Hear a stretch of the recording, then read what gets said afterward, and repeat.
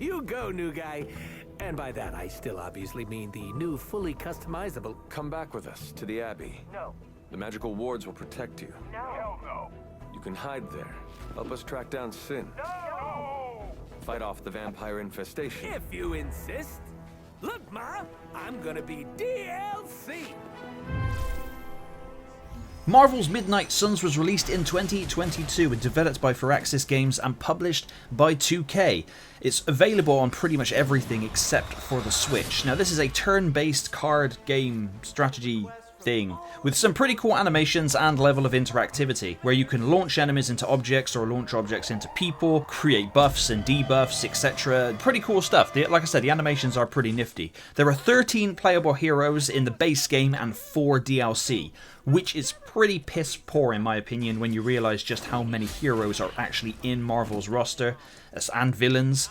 It's just a shame. Now, my biggest problem with this game is you have to create your own character that is integral to the plot. And essentially, Hydra unleash an evil woman called Lilith. I don't know too much about her.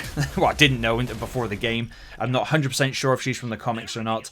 But she's Lilith. Not the Lilith from Diablo 4, but a different kind of Lilith. And Doctor Strange, Iron Man, and everybody's favourite Captain Marvel then join with the Midnight Suns, the Twilight version of Avengers essentially, which does include Blade and magic, which is really cool. Blade has some pretty cool attacks, and you're also your created character as well, and you fight against Hydra to stop Lilith from taking over the world, and in doing so you wind up recruiting, if you have the DLC you can get Deadpool and Storm and Venom and that kind of stuff, which is really cool. You do get Spider-Man in the game, he's in the base game as well, and other characters. I'm not going to spoil every single one for you.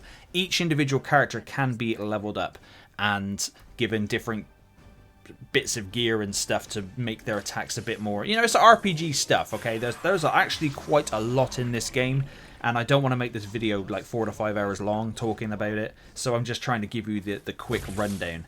Now, besides the fact that you have to create your own character, which I really did not like, if you like creating a character and shoving your character into things, fine. But with the sheer amount of characters Marvel has, I would have been perfectly happy just playing as any of the Marvel heroes.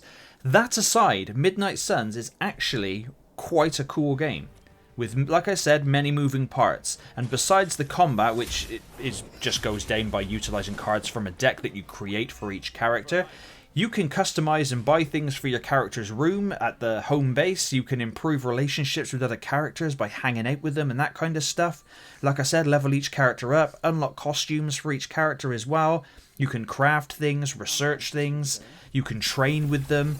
Also, the side missions in this game are infinite, so you can play to your heart's content, although you don't really need to beyond a point. But if you enjoy it, then go nuts.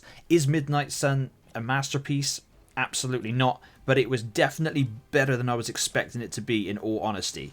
Like I said, the characters are really cool for the ones that you do get. It's got interesting gameplay, some cool abilities with animations. The combat is quite engaging, and I was unsure of it, and I do know a lot of people complained that it was a card-based game. I think people were expecting some kind of Ultimate Alliance affair, and that's not what this game is. The deck building for each character is pretty cool. You can level up those cards as well.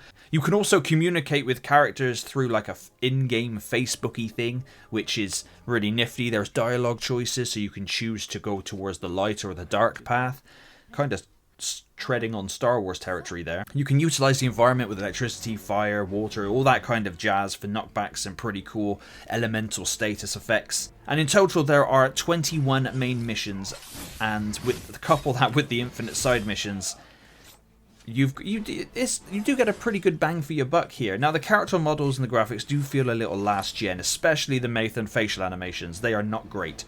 There is some really cool item collecting, like I mentioned earlier. There's 22 tarot cards to find. You can find keys to unlock chests that are strewn about in your home base. You can upgrade the room with furniture and change the color schemes using the currency called Gloss that's earned in the game. There's a lot. There's a lot of fluff to be able to pad out the game's playtime, and I get that. There is substantial endgame. Coupled with the infinite side quests, you unlock new missions once the story is beaten, and then you can just go nuts and go to town on it that way. So like I said, this game isn't perfect, no. However, it's actually a pretty good game, especially if you can pick it up dirt cheap like I did. If you can get it with all of its DLC for less than 20 quid, 15 quid, it's a pretty good package, especially for a Marvel fan. It's not the best Marvel game in the world, and I think I would have preferred a rebooted Ultimate Alliance or an Ultimate Alliance 4, or if they could just port Ultimate Alliance 1, 2, and 3 and make it available to everybody, because it does suck that Ultimate Alliance 3 is stuck on the Nintendo Switch. It would be damn cool. But please let me know down below what you think. Have you checked this game out, or is this a game that's just been on your watch list? It is really cool. And as always, thank you very much for watching. That one. Hands up, pants down, ladies and gents. This is a robbery. I'm sorry. Have we met? Aren't you Sloth? No, Sylvia. Cindy? Please kill him. Sin! That's it. Of course, Sin. Granddaughter of Redhead. I mean Skull. Whatever. Now.